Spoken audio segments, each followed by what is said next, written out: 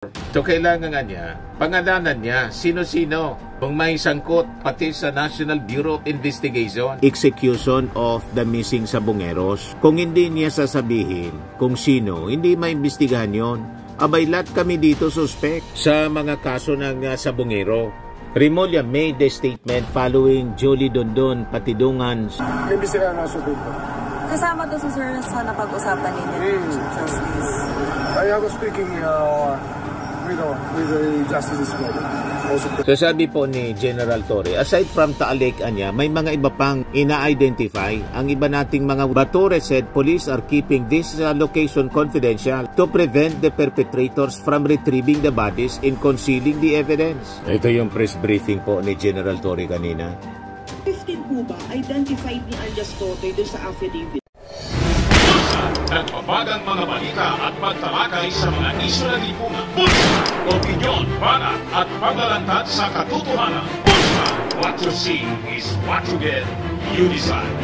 Ito po mga kababayan, si Dante Maravillas. Dito muna tayo sa ating podcast, Life with Dante M. Bigyan ko po kayo ng mga developments tungkol sa mga missing Sabongeros. Kasi pati yung NBI po nadamay na. Nag-react bigla si NBI Director Santiago sa naging claim po ni alias Totoy na angkyo sa pagpatay sa mga Sabongeros mula sa NBI. Kaya sabi po ni NBI Director Santiago, ang labas niyan, lahat kami dito suspect. O doon niya ako, noong panahon na nangyayari yan, na mga missing Sabongeros, hindi pa ako NBI Director. So kailangan nga niya, pangalanan niya, sino-sino, kung may sangkot pati sa National Bureau of Investigation. Name names or everyone's a suspect, sabi po ni Director Santiago.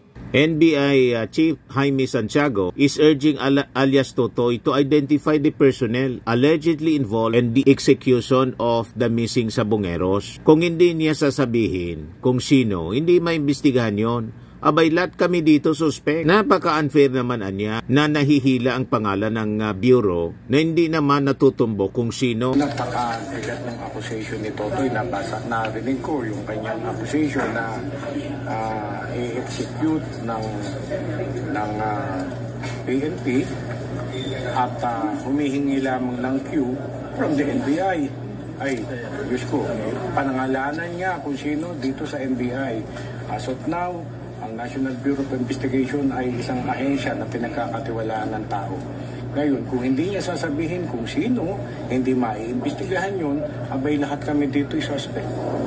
No? Remember, ako personally, nung nangyari ang mga insidente na yan, 2021, 2022, hindi pa ako director ng NBI.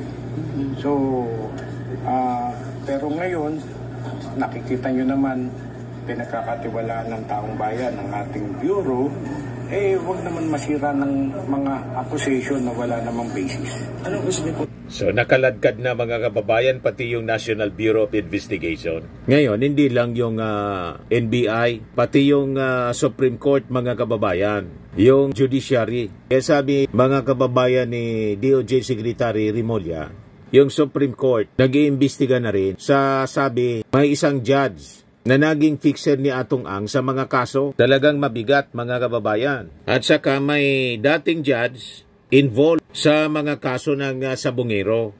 Remulla made the statement following Jolie Dondon Patidungan's revelation na may dating judge daw ang nag-aayos ng mga kaso para kay businessman Charlie Atong Ang na kanyang direktang inakusa na involved mismo sa disappearance ng mga Sabongeros. So ayon kay Remulla, nakausap na niya ngayong Monday kaninang umaga si Chief Justice Alexander Gismondo and diniscuss niya yung alleged involvement ng dating huwes. Kaya sabi ni Remulla, actually they are already being investigated by the Supreme Court. The Supreme Court has already launched an investigation. Ito yung interview, mga kababayan. Actually, iniimbestigahan na sa Supreme Court. Iniimbestigahan na sa Supreme Court. Kasama to sa sir sa napag-usapan ninyo. Justice. I was speaking with the justice as well. Also to that. Sa yung ibang behavior na inaano namin, naharta namin, na hindi maganda para sa justice system. Okay? So far, sir, isa pa lang yun. Yung judge na ini-investigahan ng SC. Judge, iba. Parang iba. Basta they're doing their job. Ano naman sila eh? Hindi naman sila balik sibuyas eh. They're very sensitive about what should be done to improve our justice system. And that's what we've been agreeing on since we started 3 years ago with the Justice Sector Coordinating Council. Kaya we're always in agreement with regards to how to improve the justice system. And the Supreme Court is the best ally that we have for this.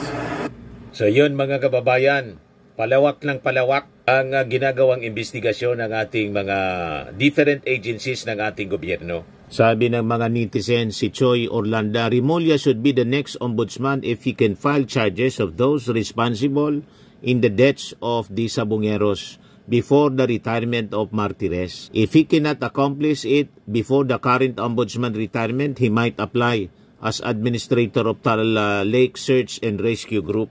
Sabi ni Ferdinand Suico, mafia-style organized crime including gambling, so many compartments up to the highest office. Kaya nga maingat ang ginagawang investigasyon po dito kasi napaka-powerful, influential mga kababayan ang nasa likod nitong missing Sabongeros. Ngayon, si General Torre po nagsasagawa na rin ng pinalawak na investigasyon doon sa mga sinasabing burial sites. Yan o. PNP expand search. Checks more sites for missing Sabongeros. So sabi po ni General Torre, aside from Taal Lake Anya, may mga iba pang ina-identify ang iba nating mga witnesses kung nasaan posibleng dinispose ang mga katawan, allegedly dinispose ang mga katawan ng missing Sabongeros at ito ay pinupuntahan. There are also been information that some of the bodies had been burned and others buried. Matindi, sinunog para hindi na makilala. No traces at all. Naging abo na lang po, mga kababayan. This will be confirmed anya in due course when the bodies are recovered. But Torre said police are keeping this location confidential to prevent the perpetrators from retrieving the bodies and concealing the evidence. Ito yung press briefing po ni General Torre kanina. 15 po ba identified ni alias Totoy doon sa affidavit niya po? Yes. Can you confirm din, sir, na nasa ilalim ng protection po ninyo si alias Totoy, kaya po nang sinabi po ng DOJ, sir? Well, si Totoy kasi matagal na sa amin na nagbibigay ng statement. Kami actually kumuha ng statement niya. Ibinigay months before, okay?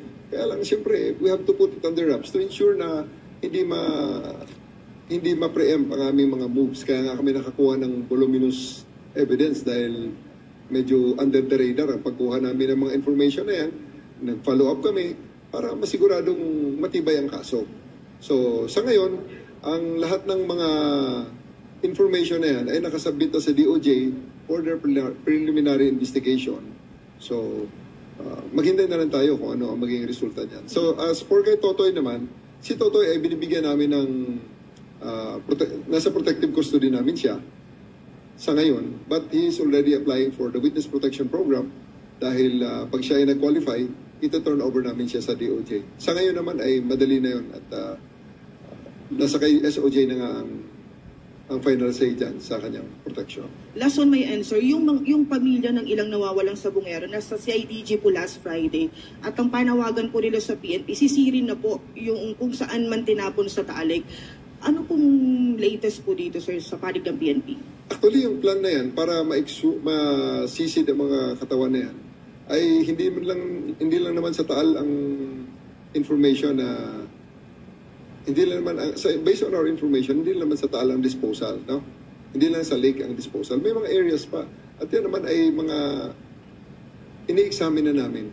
Hindi lang natin pinipreempt para to preclude yung alam mo na yung ma-preclude yung pag may mga tao apektado diyan gagawa rin siyempre ng paraan yan na ipigilin ang efforts ng police. Thank you very much, ma'am. We will proceed with Mr. Alfred Delizon from People's Journal. Morning, sir. Sir, dun sa may nagsasabing kung sisisirin yung Taal Lake, napakalaki po nun at parang impossible unless na ma-pinpoint talaga ng mga witnesses yung exact location kung saan tinapon. Pabor ba kayo talaga na sisirin yun? Or sabi nyo mayroong mga disposal na ibang areas. Well, andyan na lahat ng challenges eh. Hindi naman ibig sabihin na challenging, hindi na natin gagawin. Dahil challenging siya, hindi natin gawin. We'll try. We'll see how far we can go sa ating mga efforts. Pag hindi kaya, aminin natin na hindi kaya, and we'll try another way. Pero kung makaya naman sa normal na tech diving, baka po pwede. Okay? Sir, anong comment nyo doon sa reports na hindi lang sila nilubog sa Taal, kung hindi merong mga ibang sinulog po yung mga victims? May mga information tayong ganyan. Yan nga sinasabi ko na based on our information, hindi lang sa Taal ang disposal. So pati ang ibang mga lugar na yon ay tinitingnan din natin. At before, syempre, ayaw nating i-preempt nga ang ating mga efforts. So hindi namin masyadong sinasabi muna. So now that you're asking, yes, we are looking into other places na posibleng disposal area nitong mga hinahanap natin mga biktima. Sir, last question. Sir, you were highly involved dun sa efforts ng government to get Pastor Kibuloy and former President Duterte. Nakakulong na po yung dalawa under the rule of law ang ginagawa ng gobyerno. They're being given a chance na ma-answer yung allegations sa kanila. This time, ano ang assurance niya sa public, lalo na sa victims, mga families, na yung similar efforts ang gagawin ng PNP para masolve itong kaso ng missing sa Bungero, sir? Pang showbiz naman yung premise ni Alfred. Ang sa atin lang dito sa ating mga kababayan, you can rest assured that the PNP will do its best. We'll give all the efforts to ensure that justice will be dispensed sa case na ito. Wala tayong sisinuhin dito, wala tayong ibang magiging layunin dito, kundi bigyan lang ng hustisya itong mga naging biktima na ito. Thank you very much, sir. Mr. J. Mark Tagala, RP1. Sir, good morning. Other matters lang. The restrictive custody. Saan unit po sila naka-assign, and ano ba sila, active or retired policemen? Marami tayo. Hindi ko na siguro isa-isahin. Basta marami sa kanila is nasa support units, may mga galing sa region, may mga sa APC. So, may mga iba-ibang mga units sila. Okay? So, ina-account natin at may mga, lahat sila active. May isa is, except for one due for retirement at tatlo na dismissed. Dati na dismissed ang identified ng mga pangalan na yan. Okay? Okay. Pero ito, hindi natin tinatapos sa 15 ito ha. Baka sabihin nyo, 15 lang. Hindi ito. Pag lumawak ang investigasyon, baka mas marami pa. At yun nga sinasabi namin, wala kaming sasantuhin dito, we will leave no stones unturned. Matindi. So malamang ganun nga po mga kababayan, hindi lang 15, mas marami pa ang posibleng mga nasa active pati mga kababayan, active service. You see? Sila yung binabayaran para pumatay. Dumami. Ang pinaka-importante rito is mabigyan ng hustisya ang mga biktima at pangalawa, ma-cleanse na rin ang organization, ang PNP, sa mga ganong klase personnel. Initially, parang nabanggit po ata 20 policemen ang involved. So, yung the rest policemen ay may information tayo sa whereabouts po nila at sila ba yung mga at large? Come again? Ang initial info from Totoy, nasa 20 policemen ang involved. So, currently we have 15. So, yung 5 and yung iba pang posibleng madagdag, may whereabouts po ang PNP kung nasan itong mga ito. As I've said earlier, hindi tayo tumitigil sa 15. Okay? May mga iba pang mga personalities na identify as the investigation goes on. May mga information din tayo kung nasaan sila, tinitingnan natin, at kung kailangan silang i-surveillance pending the issuance of the warrant of arrest, we'll do it. Para pagdating ng warrant of arrest, hulihin na lang natin. Thank you, Chief. Thank you very much. Pwede po bang malaman kung saan po ito? Province, regions? Tinataguan natin muna para pag sinabi ko, di hinukay na kaagad nung mga gumawa nun. Sa ito lang pagpapasensya nyo. Pero ang totoo niyan is, hindi nga natin to, we are leaving no stones unturned here. May, aside sa Talik, may mga iba pang mga ina-identify ang iba nating mga witnesses kung nasaan posibleng didispose ang mga katawan, allegedly didispose ang mga katawan, itong missing sabongeros. At ito ay hinahanap namin. Ito ay pinupuntahan at, well, may sinasabi, sinunog, may mga sinabi, binaon. Okay? So, malalaman natin yan pag na-recover na natin ang mga katawan. Can you confirm din, sir, may retired general din umano, sir, na iniimbestigahan sangkot po dito? Sa ngayon, nakalimit tayo sa pag-confirm ng information dito sa 15. All the rest is we will release the information as the investigation process goes on at magkaroon tayo ng matibay ng mga ebidensya laban sa iba pa. Kung may iba-iba pang mga ranggo na ma-involve dito, so be it. Thank you very much, sir and ma'am. And Si IDG pa ako na sinimulan nito. Okay? Si IDG pa ako nang nakuha namin si Totoy at nagbigay ng information sa amin. So you can imagine already kung kailan pa kami nagsimula nito. Chief ako na si IDG nang sinimula namin ang pag-imbestiga sa case na ito. Kaya nga ang naisabit namin na papel sa DOJ for DC-20 and now for preliminary investigation ay napakarami. Silently, nag-work na kayo sa case na yes, to? Yes. Sir, paano yung lumapit lang siya sa inyo, sir? Pwede bang yung connection namin putulin ko na doon para hindi na rin ma-preempt kung paano namin siya nakuha at paano nag-cooperate sa amin yung witness nito. Initial reaction din nung nalaman niyo yung nalalaman niya? Well, I was very shocked. At saka, doon nga, na alam na namin noon pa at alam na namin noon pa and that's why it firmed our resolve na talagang isolve ito dahil karumal-dumal naman talaga ang nangyari. Hindi talaga not acceptable by any standards. Okay, thank you very much, sirs and ma'ams. We will request a closing statement from our Chief PNP, sir. Go ahead. Maraming salamat po muli sa inyong pagbigay sa amin ng pagkakataon na may hayag ang aming mga programa. Again, sa ating mga kababayan, huwag nyo na kaming hanapin sa mga presinto sapagkat kami ay nasa inyo ng mga telepono. Dial 911, ang pulis ay darating sa inyo sa loob ng 5 minuto. Maraming salamat po. Magandang umaga sa ating lahat. So yan mga kababayan, mga napaka-importanting revelasyon, additional information sa missing sabongeros. Matagal na palang alam ni General Torre, sa CIDG pa lang siya, at sinasabi niya, na-shock siya sa mga revelasyon na to ni alias Totoy. Kung hindi pa po kayo mga kababayan naka-subscribe dito sa ating bagong YouTube channel, Life with Dan TM, click subscribe po. Laging tatandaan po, you become what you believe. Ako po si Dante Maravillas. Bye-bye. God bless. Po, Firmax Firming and Lifting Cream, pinapahid po sa mga pulses in affected area. Mainam po sa paninigas ng mga kaso-kasuan.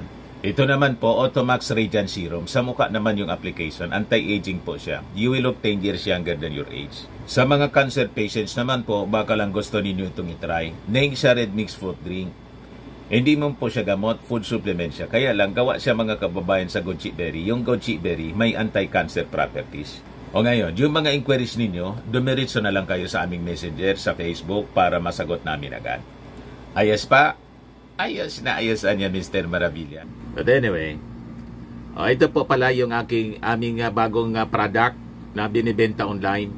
I am worldwide amazing pure organic barley powdered drink mix from Australia. Negosyo to ng aking anak na architect entrepreneur Riz Maravillas. Ayan po. Kontakin na lang po ninyo siya, Riz Maravillas on Facebook. Ang mga health benefits niya, boost immunity, improves digestion, enhance energy levels, packed with antioxidants, prevent cancer. Sa mga nagana po ng malinis and spacious fitness gym, pumunta lang po kayo sa aming Colossal Fitness Gym. May Grab Car Rental din po kami.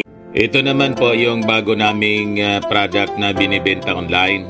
Eye Glow Serum, whitening po siya. Tingnan ninyo yung epekto sa aking anak na architect before and now. Yung mga inquiries po ninyo, dumiretso na lang kayo sa kanyang Facebook account, Riz Maravillas.